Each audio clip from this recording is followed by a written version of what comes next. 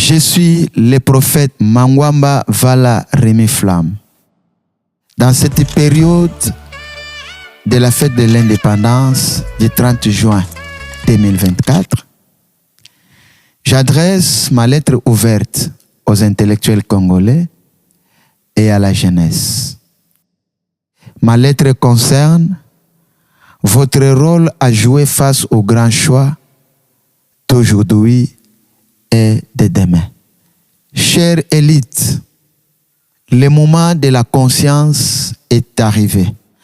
Vous êtes sans ignorer qu'en 1960, l'accession du pays à l'indépendance, annoncée au 30 juin, fut porteuse d'immenses espoirs de liberté et d'épanouissement.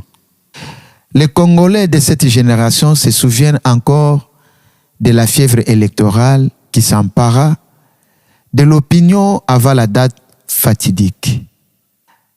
Plus d'un demi-siècle plus tard, les mêmes phénomènes s'apprêtent à ressurgir et la République démocratique du Congo est en passe de se retrouver électoralement à la case de départ. Certes, nous vivons dans une relative liberté, mais dans un total dénuement. Avec le recul, pour nous donner bonne conscience, nous étions parvenus à nous forger un alibi fort, commode pour justifier que l'on puisse concéder indulgence et absolution au père de l'indépendance. L'argumentation à cet effet reposait sur l'invocation de l'insuffisance de la formation scolaire, l'ignorance du mode de fonctionnement de l'appareil de l'État, ainsi que l'amateurisme des acteurs politiques. Bref, le pays se trouvait alors confronté au problème du capital humain. Mais cette complaisante astuce ne peut éternellement être démise. En effet, dans l'intervalle, la République démocratique du Congo a su résorber son déficit en experts locaux de toutes compétences et spécialités. Dès lors, quelle explication fournir à la déconfiture nationale qui se perpétue sous nos yeux? Il nous faut une fois de plus l'attribuer sans crainte de démentir à les capacités humaines. À cet égard, nous constatons que les intellectuels rentrés en politique pour assurer la relève des pères de l'indépendance ont choisi de privilégier une option égoïste, celle de sacrifier l'intérêt général au profit personnel. Certaines ont enrichi et continuent jusqu'aujourd'hui leur arsenal machiavélique par une panoplie d'autres armes de destruction massive qui sont l'achat de conscience, la malhonnêteté intellectuelle, prémisse de la dépravation des mœurs. On attendait qu'ils endossent la tâche exaltante de modeler la société de leur temps et de se poser en vecteur de valeurs positives. Au contraire, ils ont préféré inoculer à leurs semblables le virus des inconduites nocives à la société. Pour leur part, des vols, des corruptions, les intellectuels de la société civile n'ont pas pu se départir de leur propension à la soumission, à la peur de la contrainte physique. En définitive, ils ont bradé leur crédibilité pour la politique de l'Autriche. Dans ce contexte, la population paupérisée en outrance perd ses repères, ses modèles et son encadrement. Elle en vient ainsi à développer des réflexes de survie caractérisés par la rapine, les pillages, la prostitution. Cet état des choses s'aggrave dès lors que l'État, à son tour, se révèle incapable d'assumer ses charges régaliennes. Les institutions valent ce que valent les hommes qui les composent.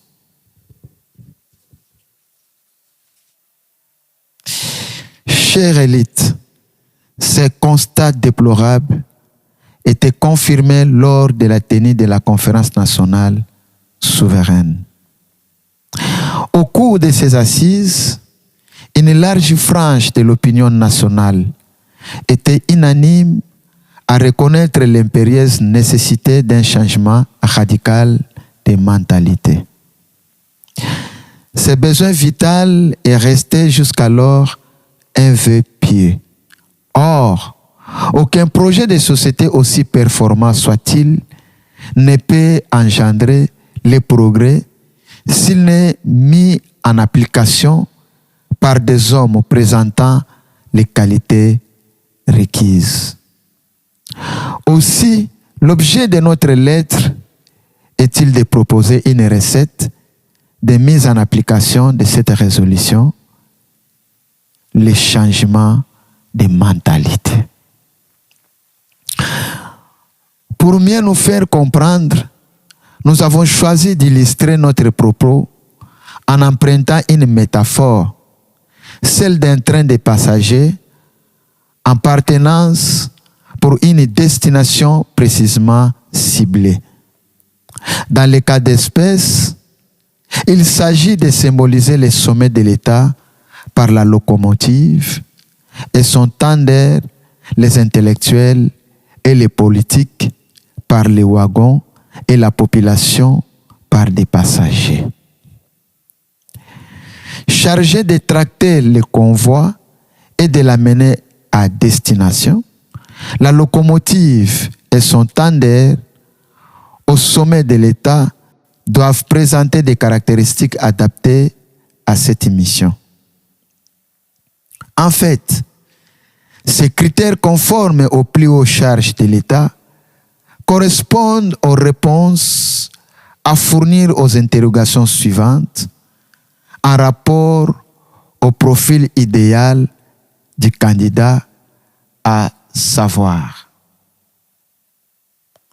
a-t-il un bagage intellectuel suffisamment solide qui lui permette d'appréhender avec exactitude les problèmes tant nationaux qu'internationaux et lui donner une vision prospective pour anticiper les événements? Est-il à mesure d'avoir une opinion personnelle des faits à confronter à celle de ses conseillers?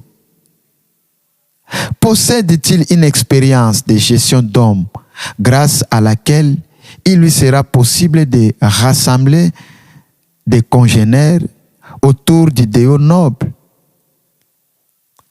Est-il moralement et suffisamment armé pour s'abstenir de financer sa campagne électorale sur des fonds du contribuable congolais et pour s'interdire, après élection, à puiser dans les caisses du trésor public? Jouit-il d'une réputation irréprochable et nécessaire à la promotion de la bonne gouvernance, de la lutte contre l'impunité et du changement radical des mentalités? Peut-il tolérer la critique, être imperméable à la surenchère des allégeances et à la sacralisation? Détient-il l'autorité indispensable pour rétablir l'ordre et la discipline dans les pays et pour remettre les Congolais au travail? N'était-il pas un fervent défenseur des régimes dictatoriaux dans notre pays? Enfin, a-t-il ou peut-il dégager un charisme mobilisateur des masses au service national. Chère élite, à ce stade, la question que l'on se pose tout naturellement est celle de savoir comment amener la population à opérer un choix judiciaire alors que les 3/4 de cette multitude ne sont pas formés. C'est ici où l'action des élites, des intellectuels nationalistes et surtout de la jeunesse, toutes tendances politiques confondues, disséminées à travers le territoire national, s'avère indispensable. C'est pourquoi il faudrait dès à présent amorcer la mise en œuvre d'un pacte national préélectoral afin de placer un pôle position électorale et de manière consensuelle une locomotive et son tender dotés de qualités idoines. Une telle approche, autre qu'elle installe des hommes qu'il faut au poste qu'il faut, possède de l'avantage de préserver et de consolider la fragile paix sociale qui règne provisoirement au pays.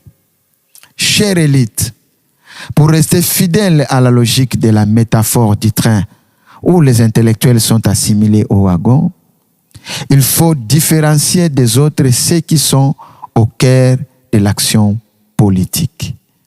Pour ceci, relevons que les griefs qui sont généralement formulés à leur endroit sont des désordres selon qu'ils sont adressés aux politiciens, candidats ou à ceux déjà installés au pouvoir.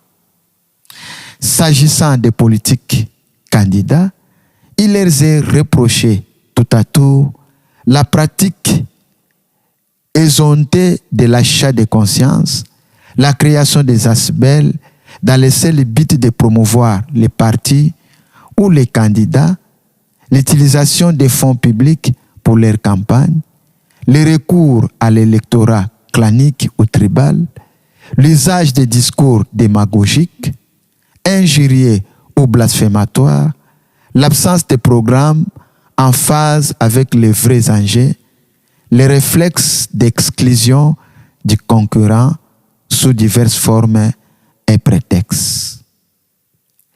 À ce qui concerne ceux déjà installés au pouvoir, il leur est fait grief de leur fatuité et de leur arrogance. En effet, ils s'imaginent avoir acquis compétences et expérience du seul fait de leur accession à une fonction politique.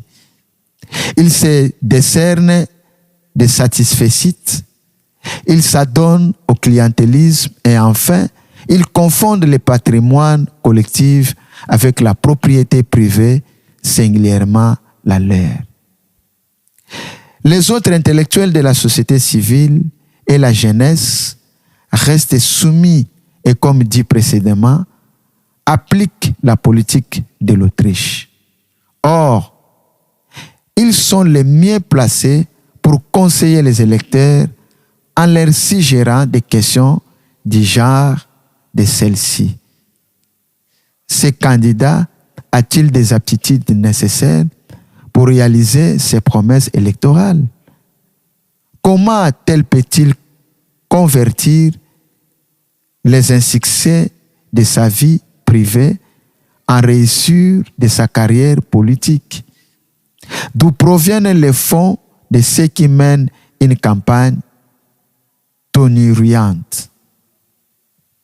Chère élite, la logique de la métaphore du train nous amène aux passagers qu'il convient de discipliner afin que le convoi atteigne sa destination sans heurts. Cela revient à combattre les attitudes négatives susceptibles d'entraver le cours normal du développement socio-économique du pays. En voici quelques-unes reprises sans exhaustivité.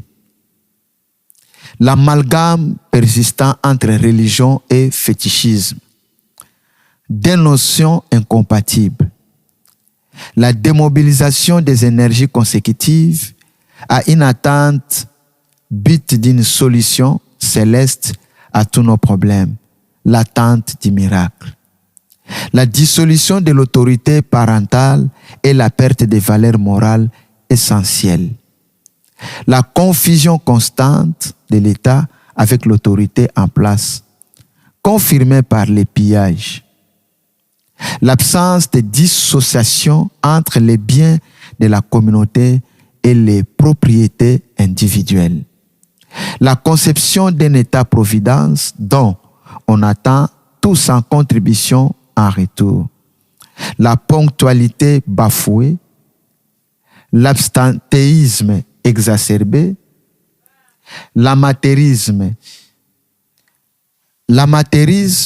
et la sous-qualification dans le travail, l'impatience et l'irrationalité qui nous éloignent de l'investissement productif, le nivellement par les bas de tout individu soucié d'émerger de la société ou en quête de l'excellence.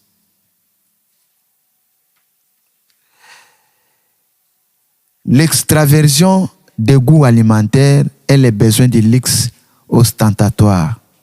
L'idolâtrie du papier diplôme au détriment du savoir-faire, indispensable pour le développement. La prédilection accordée à l'enseignement théorique plutôt qu'à celui technique ou professionnel. Les entorses à la préséance et à la discipline. S'agissant de la jeunesse, elle doit d'abord rester en alerte car l'avenir lui appartient. De fait, elle possède la capacité de déceler les manipulations politiciennes, l'achat de conscience sous toutes ses formes. Elle sait distinguer les bons grains et livrés. Enfin, notre lettre vous interpelle comme acteur dans les diverses corporations. Certaines ont un rôle prédominant à jouer pour le redressement national. Sans préséance ni exhaustivité, il s'agit des principales confessions religieuses, du corps enseignant, des médias, de certaines organisations non gouvernementales, des stars et vedettes de la communauté estudiantine. J'ai dit et je vous remercie.